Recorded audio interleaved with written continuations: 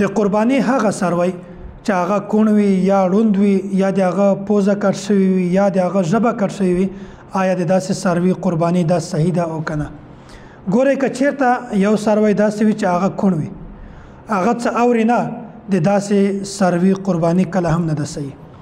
او داسې هغه څاروی چې هغه ړوند وي په سترګو باندې ړوند وي د داسې څاروي قرباني دا هم نه ده صحیح.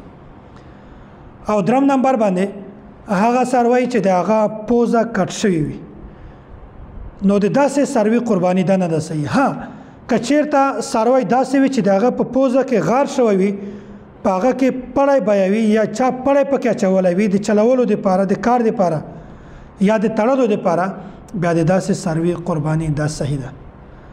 او که چیرته داسې څاروی وي چې د هغه ژبه کټ شوی وي که چیرته د هغه ژبه نیمایي یا په نیمایي نه زیاته کټ شوی وي بیا د داسې څاروي قرباني نه ده صحیح. او که چیرته په نیمایي ژبې نه نیمایي حصې نه کمه ژبه د هغه څاروي کټ شوی وي بیا د داسې څاروي قرباني دا صحیح ده.